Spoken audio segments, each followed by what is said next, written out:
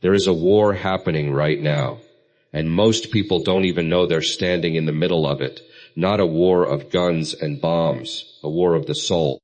Exorcists who have spent decades in deliverance ministry. Men who have looked into eyes that were no longer fully human, who have heard voices that did not belong to the person screaming them. All say the same terrifying thing. The attack rarely starts with a full possession. It starts small. It starts quiet. It starts with signs so subtle that most people mistake them for bad luck, bad moods, or just a rough patch. By the time most families realize what's actually happening, months, sometimes years, have already passed.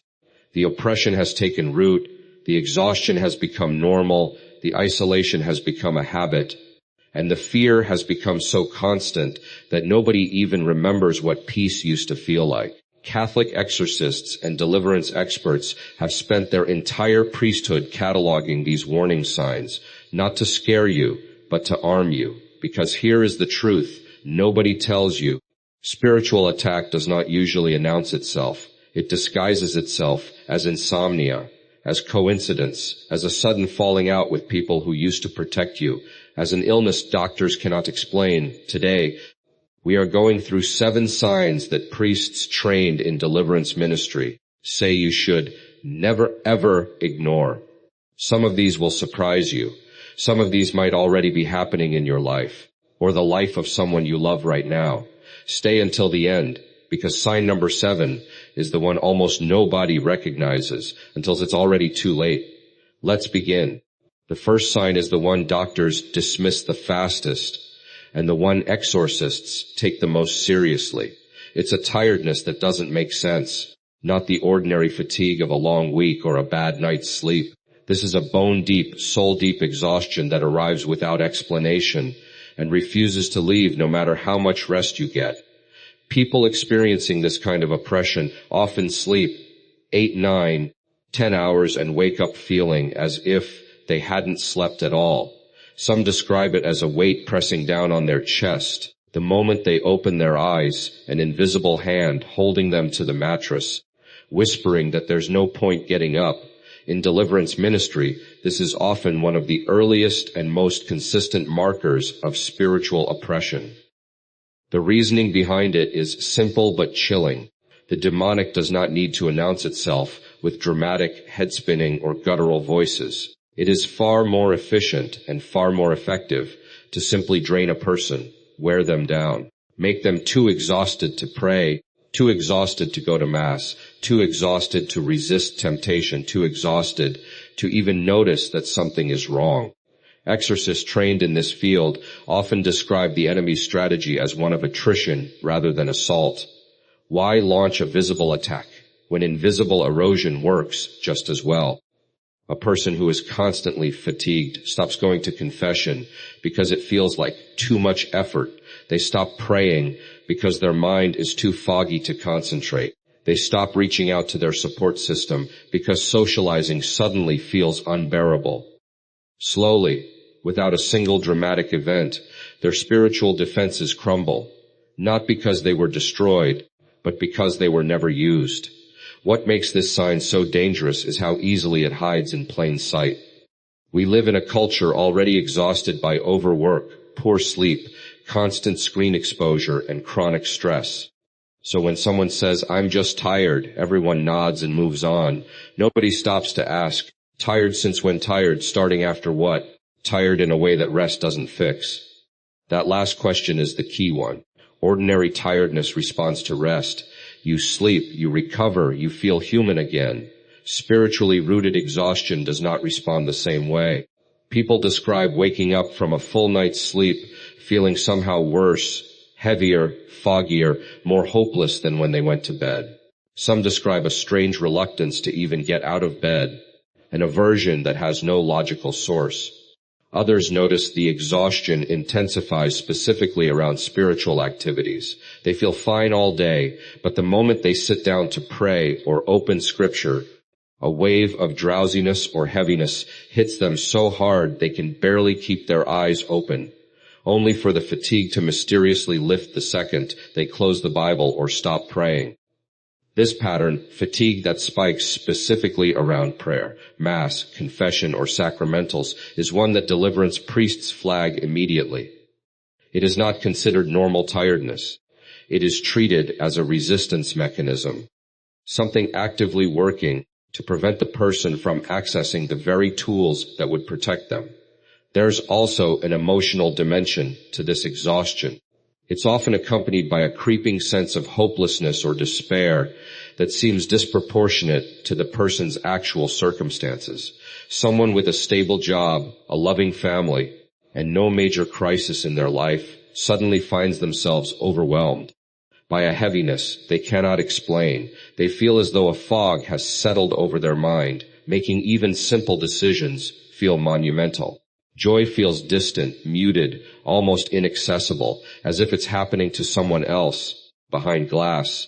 Exorcists caution against jumping to spiritual conclusions too quickly, and this is important to state clearly. Physical exhaustion, depression, and chronic fatigue are very often purely medical or psychological in nature, and anyone experiencing them should absolutely see a doctor, and if needed, a licensed mental health professional first. Spiritual oppression is not meant to replace medical explanations. It's meant to be considered when medical and psychological avenues have been explored, and something still doesn't add up. The distinguishing factor priests look for isn't the exhaustion alone. It's the exhaustion combined with other signs on this list, especially a specific aversion to sacred things. There's a particular pattern deliverance ministers describe often. A person who used to love going to Mass suddenly finds themselves inexplicably drained just thinking about going. They set an alarm for Sunday morning with good intentions and yet find themselves unable to get out of bed, not out of laziness, but out of a genuine, almost physical resistance they can't name. They chalk it up to being not a morning person or just going through a phase, never questioning why this sudden aversion appeared out of nowhere after years of faithful practice. This is why exorcists urge people not to dismiss chronic, unexplained exhaustion, especially when it's new, especially when it intensifies around prayer and sacraments, and especially when it's paired with a growing indifference toward the things of God. It might be nothing more than a stressful season of life, but it might also be the very first quiet knock of something far darker, testing whether anyone is paying attention, and if no one is, it moves on to sign number 2. The second sign is one of the clearest markers exorcists look for, precisely because it is so specific and so hard to explain away, a sudden, irrational aversion to sacred things. This isn't ordinary religious doubt. Doubt is intellectual. It asks questions, wrestles with theology, seeks answers. What deliverance priests describe is something entirely different, a visceral, physical, almost allergic reaction to holy water, crucifixes, blessed objects, church buildings, or even the sound of certain prayers. Picture someone who has walked into the same church every Sunday for 20 years without a second thought. Then, seemingly overnight, they find themselves inexplicably uneasy the moment they cross the threshold. Their chest tightens, their skin crawls, they feel an overwhelming urge to leave, even though nothing around them has changed. They can't explain why. They just know that being there suddenly feels wrong, unbearable, almost dangerous. Exorcists describe similar reactions to holy water. A person might describe a burning or stinging sensation on their skin, or a wave of nausea, anger, or anxiety the moment holy water touches them, despite having used it comfortably their entire life. Others report a sudden, intense discomfort around crucifixes or religious images that previously meant nothing to them one way or another. Some describe an almost magnetic repulsion, an urge to look away, to leave the room, to avoid the object entirely, paired with irritability or anger that feels disproportionate and foreign, as though the emotion isn't fully their own. What makes this sign so significant in deliverance ministry is the specificity of the aversion. It isn't a general dislike of religion or a rational disagreement with doctrine. It targets sacramentals specifically. blessed salt, blessed oil, relics, rosaries, holy images. Exorcists trained in this field often test for this precisely because demonic entities are, according to church teaching, forced to react to sacred objects in ways ordinary discomfort simply doesn't produce. A skeptic who doesn't believe in holy water will feel nothing when it touches them, because to them, it's just water. But someone under spiritual attack often reacts with an intensity that startles even them, an intensity that makes no logical sense given their own stated beliefs. There's also a subtler version of this sign that's easier to miss: growing irritation or exhaustion, specifically during prayer, at Mass, or during the reading of Scripture, but not at other times. Someone might feel calm and normal all day. Then the moment the Gospel is read at Mass, they're hit with a wave of anger, boredom, so intense it borders on physical discomfort, or a compulsive urge to check their phone, leave the pew, or think about literally anything else. Deliverance priests note that this spiritual restlessness and inability to sit still or focus specifically during sacred moments, despite having no such trouble in secular settings, is a pattern worth paying close attention to. Family members often notice this sign before the person experiencing it does. A mother might tell her son, "You used to love praying the rosary with me. Now you get angry the second I bring it up." A spouse might notice their partner suddenly refuses to keep a crucifix in the bedroom, insisting, without being able to say why, that it needs to be moved to another room, or covered or removed from the house entirely. These aren't stylistic preferences. Exorcists describe a qualitative difference between someone simply not caring about religious decor and someone reacting with genuine hostility or fear toward a specific object that used to mean nothing negative to them at all. It's worth being careful here, because this sign is also the one most easily misapplied. Plenty of people go through genuine crises of faith, intellectual doubt, anger at God after tragedy, disillusionment with the institutional church, and none of that is by itself evidence of spiritual attack.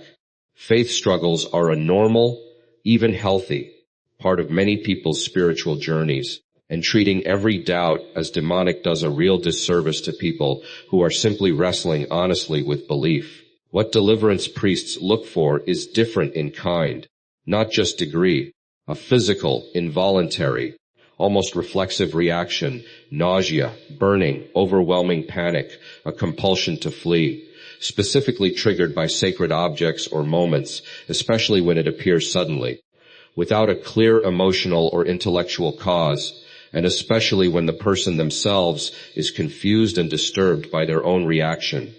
When someone says, "I don't understand why, but I can't be near that rosary anymore, and it terrifies me that I can't explain it," that combination of aversion and self-aware distress is what exorcists take seriously.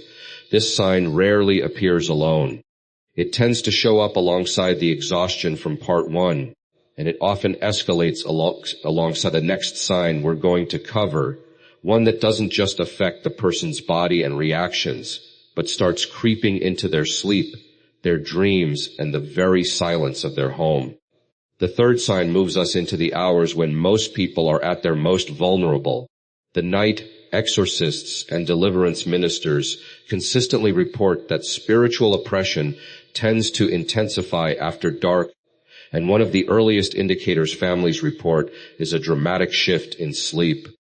Not ordinary insomnia caused by stress or screen time, but something stranger, recurring nightmares with a disturbingly similar theme, night after night, sometimes for weeks or months at a time. These aren't random anxiety dreams. Deliverance priests describe a particular pattern: dreams involving being chased, held down, or unable to scream. Dreams featuring a dark, formless presence standing at the foot of the bed or in a doorway. Dreams that repeat with eerie consistency, even though the dreamer has never experienced anything like it before. People often describe waking abruptly at the exact same time every night, commonly cited around 3 a.m., a time some priests associate symbolically with the inversion of the hour, traditionally linked to Christ's death, gasping, disoriented, with a racing heart, and an overwhelming sense of dread they can't shake for hours afterward. Sleep paralysis is another phenomenon that comes up frequently in these accounts. Medically, sleep paralysis is a well-documented and explainable condition. The body remains in the muscle-immobilized state of REM sleep while the mind becomes conscious, often accompanied by hallucinations of a presence in the room. Most cases have nothing to do with spiritual attack whatsoever, and anyone experiencing it regularly should absolutely discuss it with a doctor first.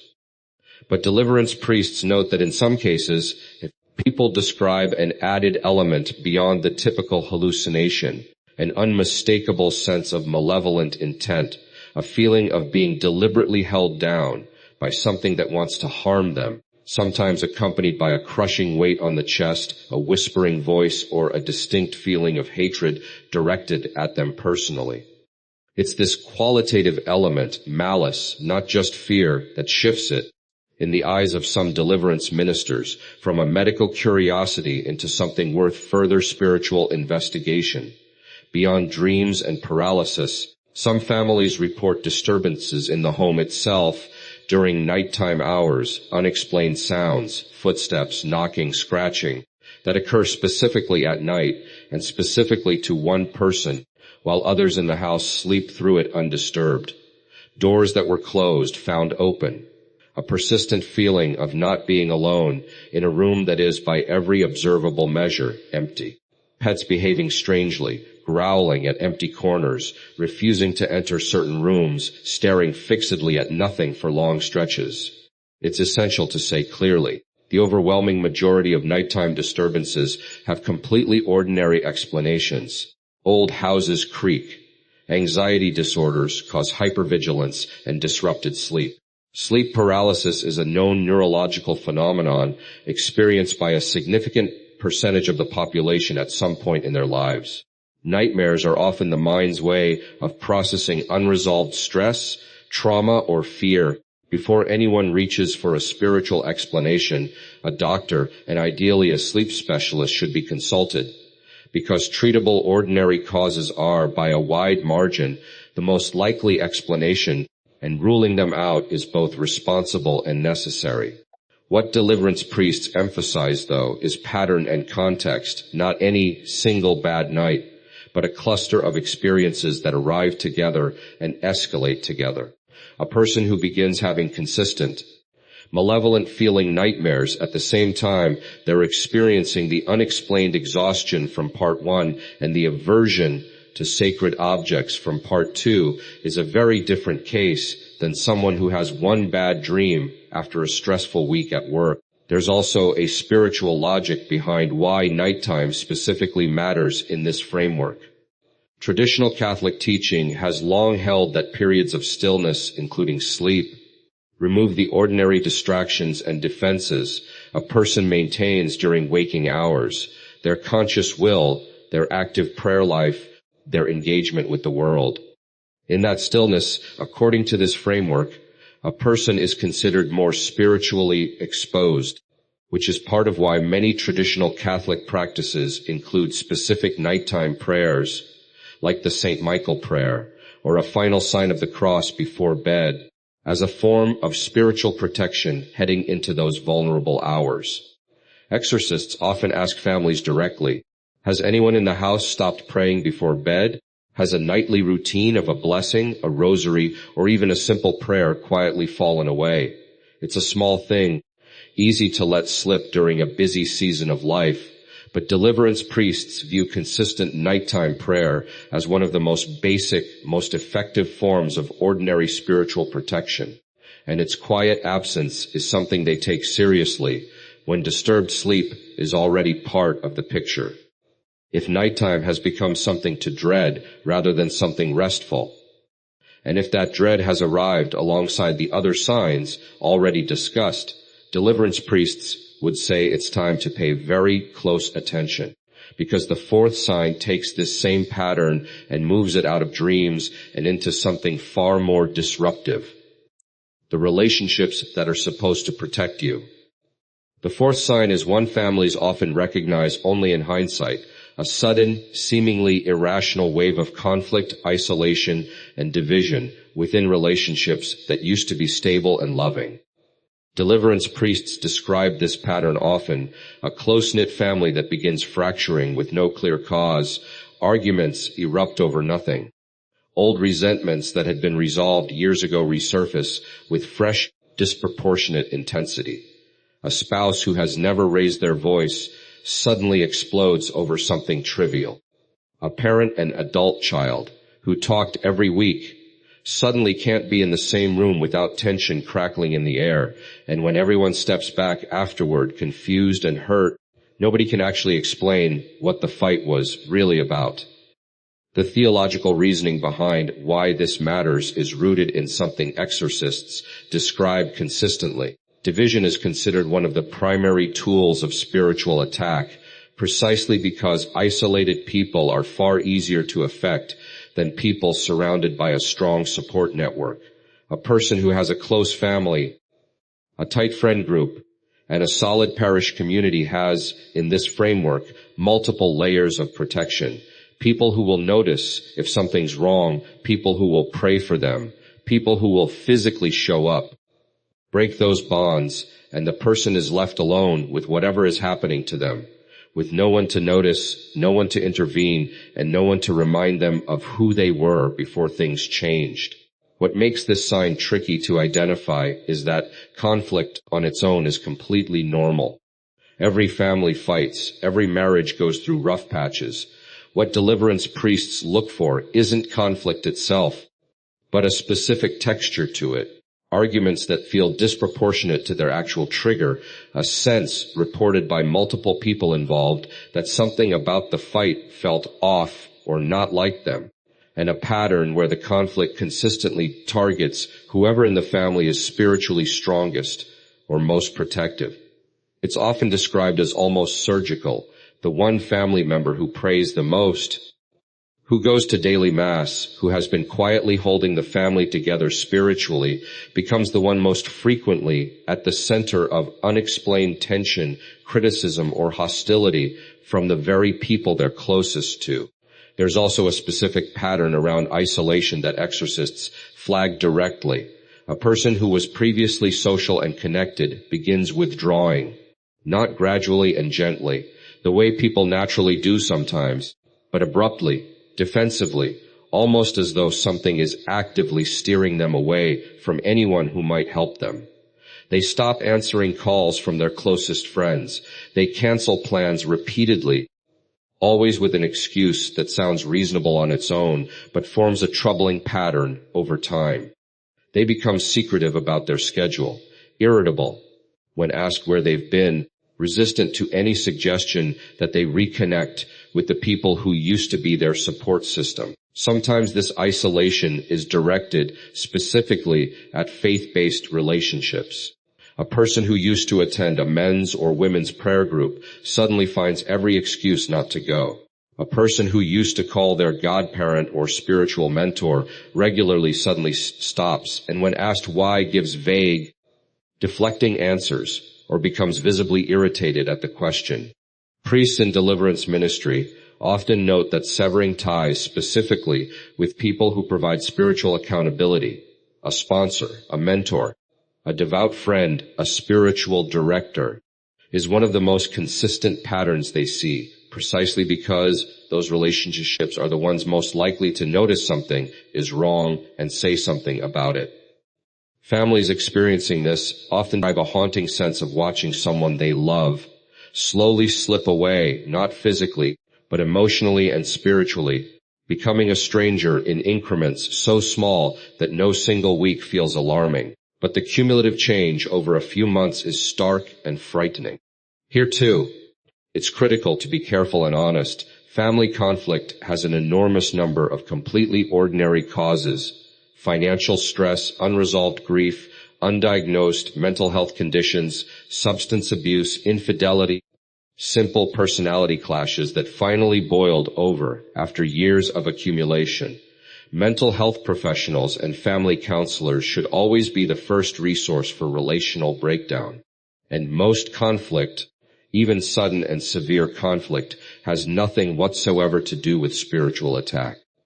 Attributing ordinary human conflict to demonic influence isn't just inaccurate. Deliverance priests themselves warn that it can be spiritually and psychologically harmful, letting real, treatable issues go unaddressed while everyone blames something invisible instead of doing the hard work of communication, therapy, and reconciliation. What tips the scale, according to those trained in this ministry, isn't conflict alone. It's conflict combined with the other signs already covered. Exhaustion that doesn't lift, aversion to sacred things, disturbed nights, and now division specifically targeting the most spiritually engaged members of a household.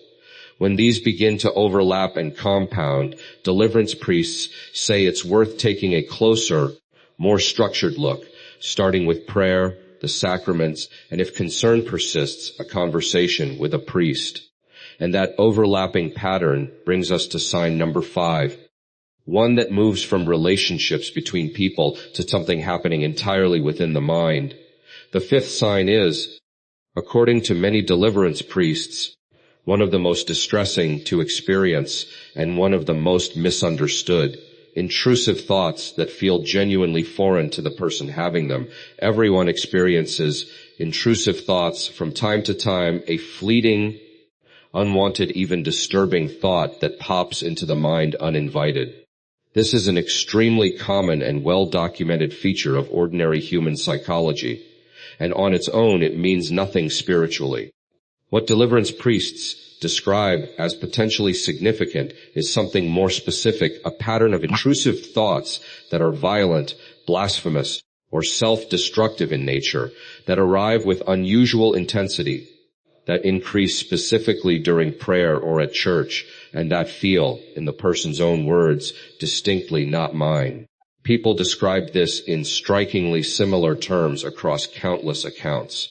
A devout person kneeling in prayer, sincerely trying to focus on God, suddenly bombarded with violent or obscene thoughts that horrify them. Thoughts about harming someone they love, blasphemous statements against God or the Eucharist, or disturbing sexual intrusions that have no connection to anything in their actual life or character. The thoughts arrive uninvited, forcefully, and are immediately followed by intense shame, confusion, and fear, precisely because the thought feels so alien to who the person actually is and what they actually believe. This is a critical distinction that deliverance priests themselves insist on making very carefully. The mere presence of an intrusive thought is never by itself evidence of spiritual attack, and it's certainly never a sin in itself. Intrusive thoughts are a normal, if uncomfortable, feature of human cognition, and they are especially common in certain anxiety disorders, most notably a subtype of obsessive-compulsive disorder, sometimes called scrupulosity or purely obsessional OCD, in which sufferers experience exactly this kind of unwanted, violent, sexual, or blasphemous thought, often centered specifically around religious or moral themes, precisely because the thoughts attach themselves to whatever the person values and fears losing the most. This is a well-recognized clinical condition, and it responds well to proper treatment, typically a combination of cognitive behavioral therapy, specifically exposure and response prevention, and in some cases medication. This is why responsible priests, including those in deliverance ministry, consistently and strongly recommend that anyone experiencing distressing, intrusive thoughts see a mental health professional first before assuming anything spiritual is happening. Scrupulosity and OCD are far, far more common explanations than spiritual attack, and treating a psychological condition as a demonic one can cause real, lasting harm, deepening shame, delaying proper treatment, and in some tragic cases, making the underlying anxiety significantly worse. So what, if anything, distinguishes ordinary, if painful, intrusive thoughts from something deliverance priests consider worth deeper spiritual attention? A few patterns come up repeatedly in their accounts. First, the timing. Thoughts that intensify dramatically and specifically during explicit acts of prayer or worship. The moment someone begins the rosary, the moment the priest elevates the Eucharist, the moment someone opens scripture and then subside just as abruptly once that specific religious act ends, rather than following the more generalized, situationally inconsistent pattern typical of OCD. Second, content that feels less like anxious, what if catastrophizing, the hallmark of OCD, where the person is terrified of the thought precisely because they don't want it to be true, and more like something being actively inserted, described by some as a sensation of a thought landing in their mind from outside, distinct in character and voice from their own normal internal monologue. Third, and this is a point deliverance priests return to again and again, a sudden, uncharacteristic onset in someone with no prior history of anxiety, OCD, or intrusive thoughts of any kind, especially when it appears alongside several of the other signs already discussed in this list. Even with these distinguishing patterns in mind, priests trained in this ministry are remarkably consistent on one point. They do not skip the medical and psychological evaluation ever. Every reputable exorcist requires a psychological and medical assessment before ever proceeding with anything beyond ordinary prayer, precisely because the overwhelming majority of these cases turn out to be psychological, and proper treatment resolves them completely. Deliverance ministry, in the Catholic Church's own official guidelines, is explicitly meant to be a last consideration, not a first one pursued, only after natural explanations have been thoroughly and honestly ruled out by qualified professionals. If you or someone you love is experiencing violent or blasphemous intrusive thoughts, the single most important first step is the same, regardless of the ultimate cause. Speak to a doctor or licensed therapist, ideally one who understands both religious scrupulosity and OCD specifically. That single step resolves the vast majority of these cases, and for the rare remainder, it's also what's the necessary first step any responsible priest will require before considering anything further. For those cases where the thoughts persist despite proper treatment, where they follow the specific patterns described above, and where they exist alongside the other signs in this video, that combination is what moves this from a private psychological struggle into something a spiritual director or priest may need to be part of the conversation about too. Which brings us to the sixth sign, one that moves beyond thoughts and feelings into something physical, something that leaves marks. Doctors can't explain. The sixth sign covers a category deliverance priests describe cautiously and reluctantly, precisely because it's the one most susceptible to exaggeration, coincidence, and misdiagnosis, unexplained physical symptoms. These accounts typically describe things like sudden, severe illness with no clinical explanation despite thorough medical testing, strange marks, scratches, or bruises appearing on the body with no identifiable cause, a sensation of being physically touched, pushed, or restrained by an unseen presence, or a pattern of coincidental accidents and injuries that seem to cluster around specific times, places, or activities, particularly, according to these accounts, around attempts to pray, attend Mass, or otherwise re-engage with faith after a period of drifting away. It cannot be overstated how important it is to treat this category with extreme caution. The human body produces an enormous range of symptoms that medicine simply hasn't fully explained yet, and doctors can't find a cause, is unfortunately an extremely common experience for people suffering from real, serious, purely physical conditions, autoimmune disorders, rare neurological conditions, and dozens of other diagnoses that can take years to properly identify.